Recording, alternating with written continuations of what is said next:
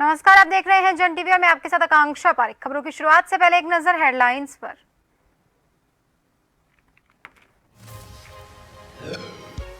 विधानसभा चुनाव 2023 में सीएम धामी की एंट्री, 3 राज्यों में करेंगे चुनाव प्रचार। मध्य प्रदेश के इंदौर में बीजेपी प्रत्याशी के पक्ष में मांगे वोट।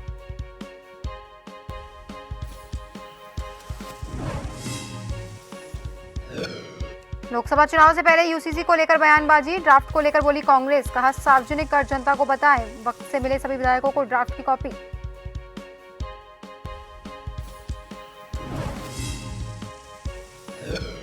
उत्तरकाशी टनल हादसा, 77 घंटे से 40 मजदूर फंसे। सेना की हैवी ड्रिलिंग मशीन लाई जाएगी। रेस्क्यू में देरी से लोग नाराज, पुलिस से झड़प।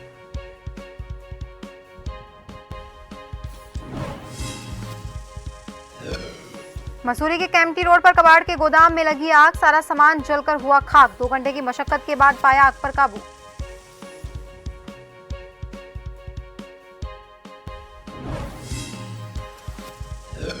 और केदारनाथ के कपाट शीतकाल के लिए बंद, अब 6 महीने उकीमठ के ओमकारेश्वर में बाबा देंगे दर्शन। भक्तों के जयकारों से गूंजी केदारपुरी।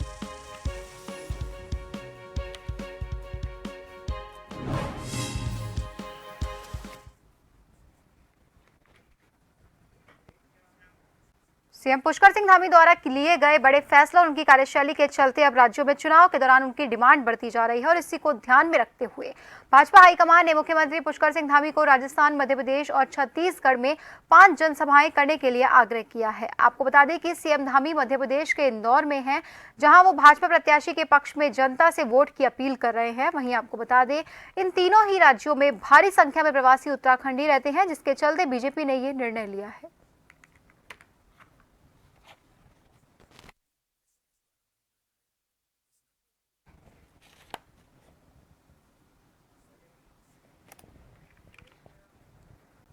उत्तराखंड में लोकसभा चुनाव से पहले समान नागरिक संहिता यानी कि यूसीसी को लागू किया जा सकता है। राज्य सरकार इस महीने के अंत तक प्रस्तावित विधानसभा सत्र के दौरान समान नागरिक संहिता को कानून का दर्जा दे सकती है। सीएम धामी पहले ही विधानसभा का विशेष सत्र जल्द आयोजित होने के संकेत भी दे चुके हैं। वहीं इससे पहले राज्य में यूसीसी पर बयानबाजी शुरू हो गई है। कांग्रेस प्रदेश अध्यक्ष करण माहरा का कहना है कि सरकार को यूसीसी के ड्राफ्ट को सार्वजनिक कर जनता को बताना चाहिए। इसके साथ ही सभी विधायकों को ये ड्राफ्ट समय से मिले ताकि सत्र के दौरान इसकी कमियों को उठाया जा सके।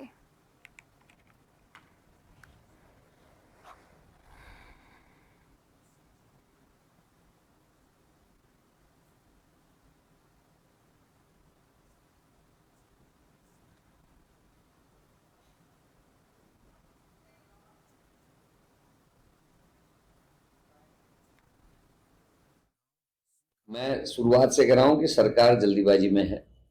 यूसीसी को लेकर कुछ इसलिए नहीं कहा जा सकता क्योंकि ड्राफ्ट में गया, अभी यही पता नहीं, डिस्कशन का मौका मिलना चाहिए। सरकार लाख से ज्यादा संख्या बता रही है कि यूसीसी में लोगों से चर्चा हुई, लेकिन मैं लगातार कुमाऊं और गढ़वाल के भ्रमण में हूं, मुझे अभी तक कोई ऐसा व्यक्ति नहीं मिला जिससे इनकी कमेटी ने बात की। हम लोगों को बुलाया गया था, मैंने ऑब्जेक्शन के 2 लेटर्स लिखे थे जिसमें मैंने कहा था कि आप क्या क्या आपको फीडबैक मिला है, आप क्या सोच रहे हैं। कुछ मैंने पॉइंट्स लिखे थे, उनका जवाब आज तक भी नहीं आया, इसलिए हम मीटिंग में नहीं गए, क्योंकि बिना स्टडी के ये खाली सरकार की बात सुनने के लिए हमको मीटिंग्स में नहीं जाना होता है, सुझाव देने होते हैं, तो उसके लिए पढ़ना जरूरी है और अंदर क्या ये पता नहीं।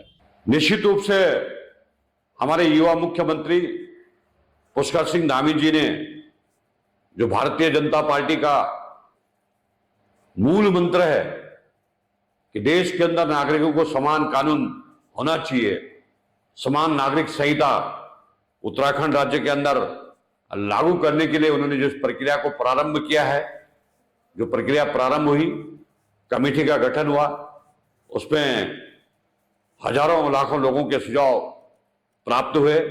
सरकार को ड्राफ्ट मिल चुका है, सरकार गंभीर है। उत्तराखंड पहला राज्य होगा जो समान नागरिक संहिता लागू करने वाला राज्य होगा। 5 राज्यों में विधानसभा चुनाव को लेकर बीजेपी और कांग्रेस अपनी अपनी जीत के दावे कर रही है। वहीं दूसरी ओर कांग्रेस प्रदेश अध्यक्ष करण महरा ने कहा कि 5 राज्यों के चुनाव में कांग्रेस भारी बहुमत से जीत हासिल करने जा रही है।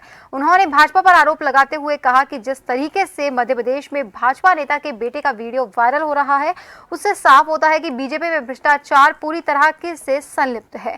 लेकिन प्रधानमंत्री नरेंद्र मोदी को यह भ्रष्टाचार दिखाई नहीं दे रहा। ऐसे में बीजेपी की कथनी और करनी में अंतर है। इसके साथ ही उन्होंने कहा कि इस बार 5 राज्यों के चुनाव में कांग्रेस भारी बहुमत से जीत हासिल कर सत्ता में काबिज होने का काम करेगी।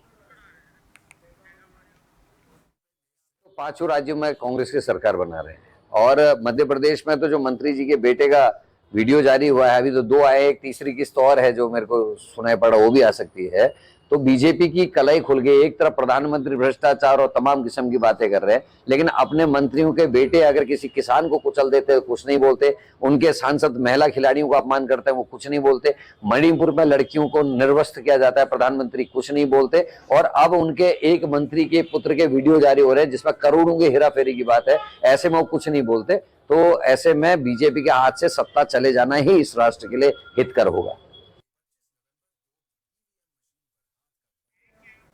2024 के लोकसभा चुनाव को लेकर कांग्रेस की तैयारी लगातार जारी है। वहीं आपको बता दें कि आगामी 16 तारीख को कांग्रेस प्रदेश अध्यक्ष करण महरा पौड़ी लोकसभा सीट के तीनों जिलों में कार्यकर्ताओं के साथ बैठक करेंगे। प्रदेश उपाध्यक्ष मथुरा दत्त जोशी ने बताया कि लोकसभा चुनाव को लेकर कांग्रेस द्वारा कार्यकर्ताओं को जिम्मेदारी सौंपी गई है। इसके साथ ही आगामी 16 तारीख से पहले चरण में चमोली के कार्यकर्ताओं का सम्मेलन होगा। इसके बाद रुद्रप्रयाग और पौड़ी जनपद का सम्मेलन किया जाएगा। इस सम्मेलन में सभी बूथों से 3 अलग अलग कार्यकर्ताओं को आमंत्रित किया गया है।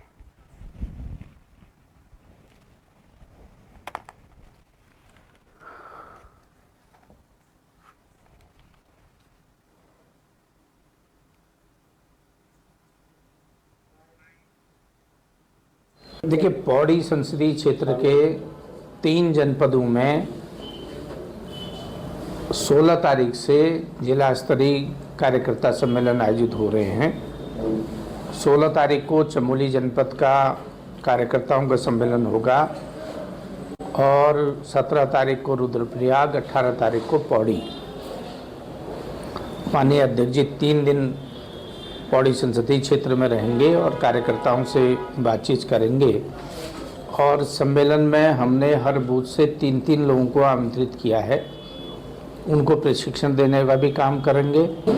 आगामी लोकसभा चुनाव से संबंधित ये सम्मेलन आयोजित हो रहे हैं।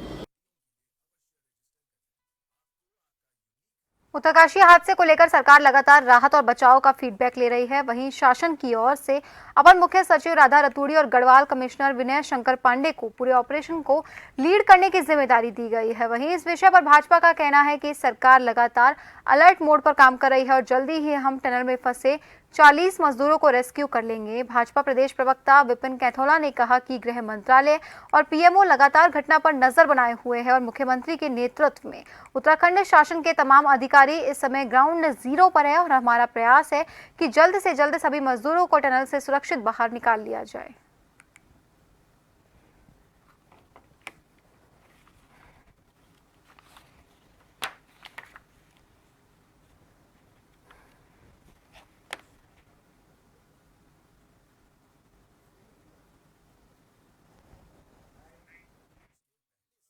सरकार ने मुस्तैदी से वहाँ पर देख रही है और हमारी जो इतनी भी आपदा प्रबंधन की टीमें हैं वहाँ पर काम कर रही हैं। वहाँ पर टनल को साफ सफाई करने का काम चल रहा है और मलबा भी वहाँ लगातार आ रहा है, लेकिन अंदर जो लोग फंसे हुए उनको प्राथमिकता के आधार पर ऑक्सीजन हो या तमाम चीज़ें जो भी उपलब्ध कराने की बातें हैं, वहाँ से जो कोऑर्डिनेशन हो रहा है वो किया जा रहा है। इस पर सरकार ने कमेटी भी गठित की है जिसमें राधा रतूड़ी और जो कमिश्नर गढ़वाल हैं विनय शंकर पांडे, उनको जिम्मेवारी दी गई है। पल पल की अपडेट मुख्यमंत्री जी ले रहे हैं, पल पल की अपडेट गृह मंत्रालय और पीएमओ भी ले रहा है। निश्चित रूप से प्रत्येक व्यक्ति जो वहाँ फंसा है उनकी जान को सुरक्षित रखा जाए और उनको बाहर किसी भी तरीके से निकाला जाए। इस पर सरकार हर विकल्प पर काम कर रही है।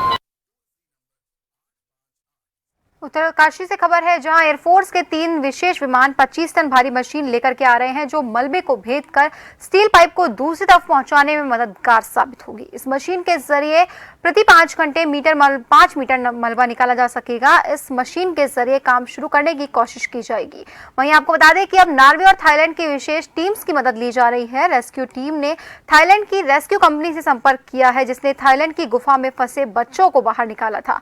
वहीं नॉर्वे की एनजीआई एजेंसी से भी संपर्क किया गया है, जिससे सुरंग के भीतर ऑपरेशन में विशेष सुझाव लिए जा सके। भारतीय रेल, आरवीएनएल, राइट्स और इरकॉन के विशेषज्ञों से भी सुरंग के भीतर ऑपरेशन से संबंधित सुझाव लिए जा रहे हैं। उत्तराखंड परिवहन निगम की खटारा बसों में लोग जान हथेली में रखकर यात्रा करने को मजबूर है। आए दिन ये बसें दुर्घटनाग्रस्त या फिर खराब हो जाती है। उत्तराखंड परिवहन निगम के द्वारा लगातार यात्रियों की जान के साथ खिलवाड़ किया जा रहा है। बुधवार को दिल्ली से पिथौरागढ़ जा रही रोडवेज के पिथौरागढ़ डिपो की बस के अचानक से टनकपुर चंपावत एनएच में बनलेक के पास ब्रेक फेल हो गए, जिसकी वजह से बस अनियंत्रित हो गई। वहीं आपको बता दें कि ब्रेक फेल होने की जानकारी मिलते ही बस में बैठे यात्रियों में चीख पुकार मच गई। वहीं बस के चालक पंकज पांडे ने हिम्मत का परिचय देते हुए अनियंत्रित बस को पहाड़ी से टकरा दिया और इससे बस में सवार 27 व्यक्तियों की जान बच गई। चालक पंकज पांडे ने बताया कि अचानक से बस का ब्रेक पाइप फट गया, जिसकी वजह से बस के ब्रेक ने काम करना बंद कर दिया। वहीं सभी यात्रियों और लोगों ने चालक पंकज पांडे की हिम्मत की सराहना करते हुए उन्हें धन्यवाद दिया।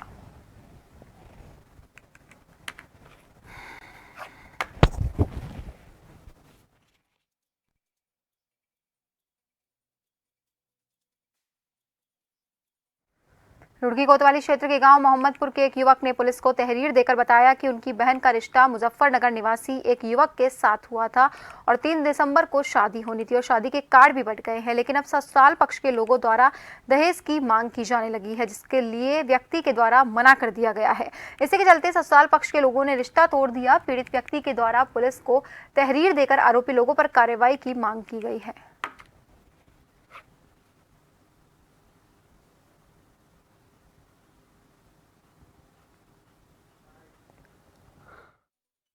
क्या हुआ? जी हमने मुजफ्फरनगर में अपनी बहन का रिश्ता किया था और वो दहेज मांग रहे हैं। उसकी तहरीर हमने पुलिस में दे दी है। क्या मांग रहे थे इसमें? वो बाइक और मोटरसाइकिल और वो स्कूटी, अच्छा। जो मैं नहीं दे सकता। क्यों नहीं दे सकते? मैं चाय की ठेली लगाता हूँ और पहले उन्होंने ऐसी कोई मांग नहीं की थी और अब मांग कर रहे हैं इन चीजों की और वो मैं दे नहीं सकता। उसकी वजह से उन्होंने रिश्ता तोड़ा और एक मैं डायलिसिस पर हूँ, इसलिए उनको ये बात का पता लगा, इसलिए उन्होंने रिश्ता तोड़ा। मोहम्मदपुर के रहने वाले इन्होंने एक शिकायत दी है यहाँ थाने में कि इनकी सिस्टर का जो रिश्ता है वो मुजफ्फरनगर में हुआ था और 3 दिसंबर को इसकी शादी तय थी। लड़के वालों ने इसी दौरान दहेज की मांग करी, जिसकी पूर्ति नहीं कर पाए, इस वजह से उन्होंने रिश्ता तोड़ा है। लोहाघाट के मीना बाजार चौराहे में नगर पालिका के द्वारा 1 करोड़ 25 लाख रुपए की लागत से मल्टी स्टोरी कार पार्किंग का निर्माण कराया जा रहा है।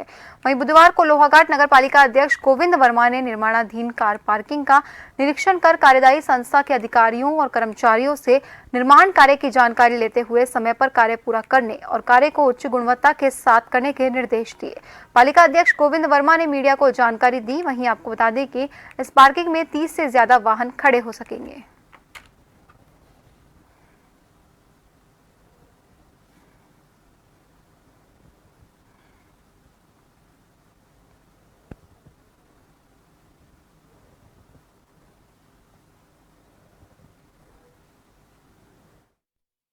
में जनता को नए साल का तोहफा दिया जाएगा, जो मल्टी स्टोरी कार पार्किंग बनके जनवरी में जनता को समर्पित कर दी जाएगी।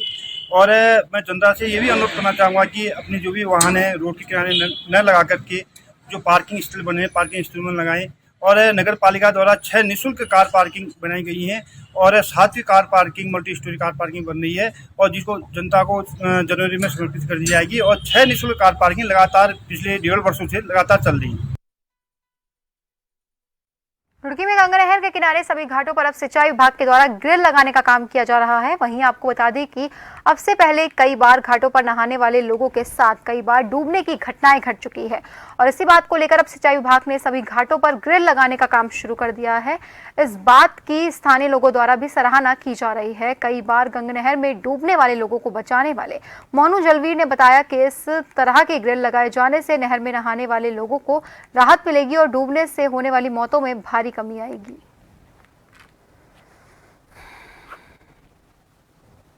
इससे फायदा रहता है, लोग नहाने की कोशिश करते थे, वो इधर आते तैरते थे, वो एंगल के पास ही नहाए थे।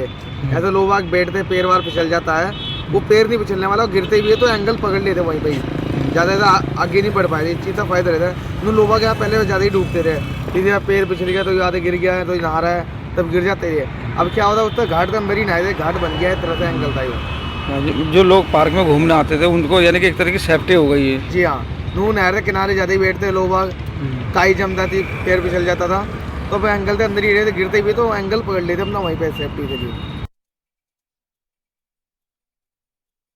यहाँ अगली खबर की ओर। खबर उत्तरकाशी से है। मां गंगे की उत्सव डोली रात्रि विश्राम भगवती मां चंडी देवी के मंदिर से भैया दूज के पावन पर्व पर मार्कंडेयपुरी से जलसा मुखवा के लिए रवाना हो गई। वहीं स्थानीय देवी देवता और आर्मी सेना के बैंड के साथ सभी ग्रामीण धूप अगरबत्ती फूलमाला से मां गंगे का स्वागत किया गया और शीतकालीन प्रभास मुखवा मुखीमठ में मां गंगे की उत्सव डोली पहुंच चुकी है।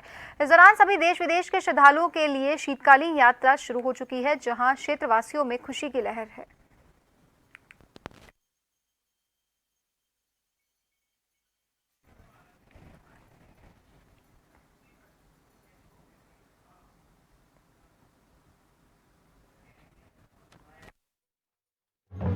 पीठिदा पीठ संपूजा पीठस्था पीठवासिनी स्वर्ण पीठासना पीठा सर पीठा प्रभु जगह, हर किसी देवता की सिद्ध पीठ होती है और वहाँ वो प्रवास करता है और वहाँ पे वो विद्यमान रहता है, उसको धाम कहा जाता है। यहाँ माँ गंगा की सिद्ध पीठ है जिसे मुखवा कहा जाता है। मुखीमठ नाम से ये विख्यात है। एक मुखीमठ है, एक जोशीमठ है, एक कुशीमठ है और ये मुखीमठ है। इसमें माँ गंगा जो आती है और यहाँ पर जो 6 महीने यहाँ पूजा लगती है, रावण पूजा विधि विधान से लगाते हैं। यहाँ बहुत सारी बर्फ भी पड़ती है। उसके बाद जो गंगोत्री का जो क्षेत्र है उसमें यक्ष गंधर्व किन्नर आदि जितने भी देवी देवता वो दर्शन करते हैं, लेकिन सशरीर दर्शन के लिए कहा गया है कि मनुष्य यहाँ पर 6 महीने यहाँ दर्शन करेगा और 6 महीने गंगोत्री में करेंगे। तो इसी बीच में शीतकालीन प्रवास माँ गंगा का मुखमठ में है और आज माँ गंगा अपने इस प्रवास में आई है तो 6 महीने तक यहाँ रहेंगे। आज जो है भैया दूज के दिन माँ भगवती गंगे की डोली जो है, आज जो भोग मूर्ति होती है उत्सव डोली, वो आज अपने शीतकालीन प्रवास मुखीमठ में पहुँच चुकी है। कल अन्नकूट को माँ गंगा के कपाट बंद हो चुके थे और रात्रि निवासी चंडी देवी मंदिर में हुए और आज जो है माँ गंगा के शीतकालीन प्रवास में गंगा जी पहुँच चुके हैं। अब 6 महीने तक जो है गंगा माँ के दर्शन जो है शीतकालीन प्रवास मुखवा में होंगे और सभी जितने भी देश प्रदेश के जितने भी यात्री हैं, श्रद्धालु हैं, हम सबसे निवेदन करते हैं कि आप आएँ और माँ गंगा के दर्शन करें। 6 महीने माँ गंगा के दर्शन मुखवा में करें। विश्व प्रसिद्ध 11वें ज्योतिर्लिंग भगवान श्री केदारनाथ धाम के कपाट आज सुबह 8:15 पर विधि विधान पूजा अर्चना के बाद शीतकाल हेतु बंद हो गए। वहीं ब्रह्म मुहूर्त में 4 बजे से भगवान का रुद्राभिषेक किया और साथ ही आरती के बाद अन्न और भस्म लेप से बाबा के आदि स्वरूप को समाधि सहित सभी प्रक्रिया पूरी की गई। इस मौके पर मुख्य अतिथि बीकेटीसी अध्यक्ष अजेंद्र अजय, मुख्य पुजारी, जिला प्रशासन, पुलिस, मंदिर समिति के अधिकारी, कर्मचारियों सहित हजारों श्रद्धालुओं की मौजूदगी में कपाट शीतकाल के लिए बंद किए गए। श्री केदारनाथ भगवान की चल विग्रह डोली धाम से आर्मी की 6 ग्रेनेडियर बटालियन के बैंड की मधुर धुनों के साथ अपने शीतकालीन गद्दी स्थल ओमकारेश्वर मंदिर के लिए रवाना हो गई, जहां अपने पहले पड़ाव पर गौरी मंदिर गौरी कुंड पहुंचेगी। 17 नवंबर को डोली अपने शीतकालीन गद्दी स्थल ओमकारेश्वर मंदिर में विराजमान होगी, जहां 6 महीनों तक भगवान की पूजा अर्चना होगी।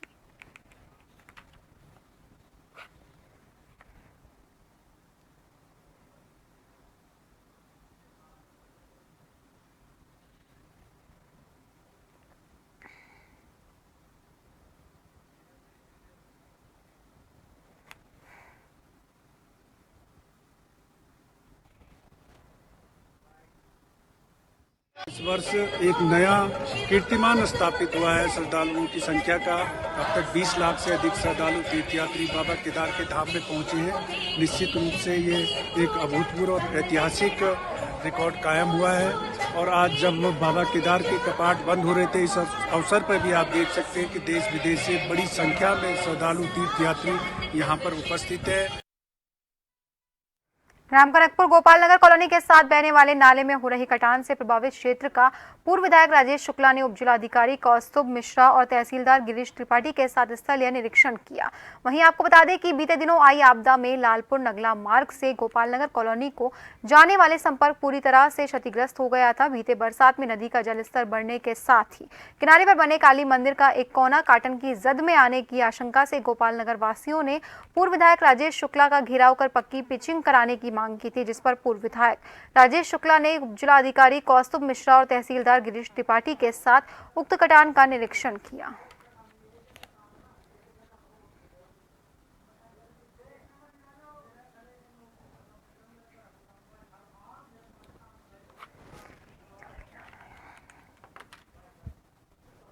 मंदिर के पास कटान हो रहा था। आज मंदिर में कार्यक्रम भी था, उस पे क्रम में हमने देखा जो है जो कटान है उसके संदर्भ में जो भी समुचित कार्रवाई होगी उसमें करेंगे, क्योंकि मंदिर को इससे खतरा उत्पन्न हो रहा है, तो निश्चित तौर से वहाँ पर समुचित कार्रवाई करेंगे। इस मंदिर को बचाने के लिए जो पिचिंग है, जो बोल्डर है, चाहे जैसे भी करेंगे इसका कोई निर्माण करेंगे, इसको कटाव से बचाया जाएगा, ताकि ये जो मंदिर हमारी आस्था का केंद्र है, माँ दुर्गा और काली की पूजा हमेशा यहाँ होती है, और ये हमारे जो बंगाली समाज के जो हमारे हिंदू भाई बहन हैं उनका एक विशेष मंदिर है, तो निश्चित रूप से ये मंदिर बना रहे, बचा रहे, हम सबकी जिम्मेदारी है और इसको बचाने का हर संभव प्रयास होगा।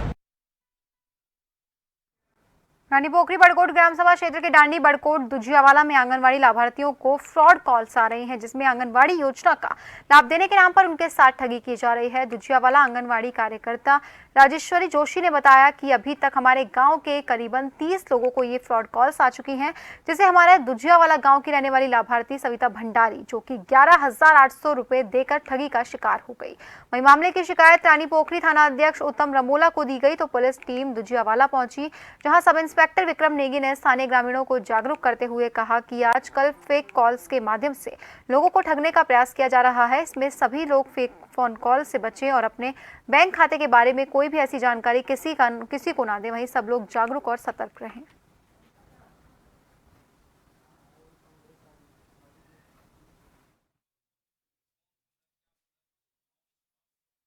यदि नहीं घुमाओगे और हमारे यहाँ लगातार काफ़ी समय से फ्रॉड कॉल आ रही हैं और ये लाभार्थियों को झांसा देकर लगातार झांसा देकर ये कॉल कर रहे हैं, कभी अधिकारी बनकर तो कभी आंगनवाड़ी बनकर, कभी स्वास्थ्य विभाग से बनकर कॉल आ रही है।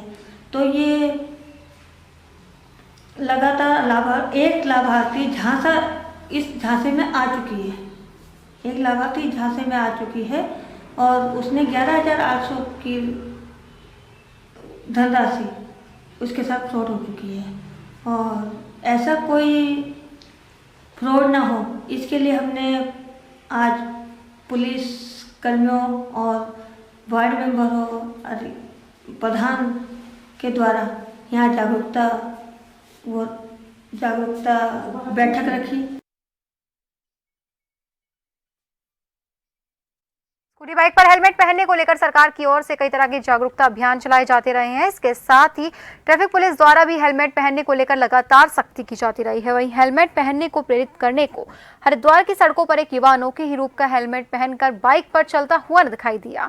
हरिद्वार की पुरानी कचहरी में रहने वाला 30 वर्षीय मनोज ठाकुर अपनी नई KTM बाइक पर अनोखी ही अंदाज का हेलमेट लगाकर सड़कों पर घूमता हुआ देखा जा सकता है। जब जिज्ञासावश युवा मनोज से हेलमेट के विषय में जानकारी ली गई तो हेलमेट के विषय में बताने के साथ साथ उन्होंने कहा कि वो हेलमेट पहनने के लिए युवाओं को प्रेरित करते हैं। वहीं मनोज का कहना है उनके एक परिचित के बिना हेलमेट पहनने की वजह से जान चली गई थी।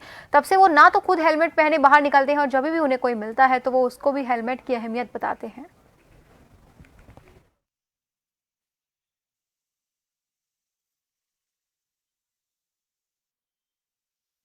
जी, इसका कारण यही है, कई बार ना मैं रोड में चलता था तो लोगों को देखता था लोग हेलमेट नहीं पहन के चलते थे, तो इसके कारण ना कोई भी दुर्घटना हो सकती थी। इस वजह से मैंने कुछ यूनिक सोचा कि मैंने कहा कि एक मैं भी यूनिक चीज़ करूं जिससे कि लोग मुझसे प्रेरित हो। लोग मुझसे पूछते भी हैं, मुझे रोक के बोलते हैं कि आपने ये हेलमेट कहाँ से लिया। फिर मैं उन्हें बताता हूँ मैंने हेलमेट रानीपुर मोड़ पे मुझे उपलब्ध हो गया है ये, तो फिर लोग बोलते हैं कि हाँ भाई अच्छी बात है, हेलमेट पहन के चलना चाहिए। और फिलहाल के लिए खबरों में बस इतना ही। बने रहिए जन टीवी के साथ। नमस्कार।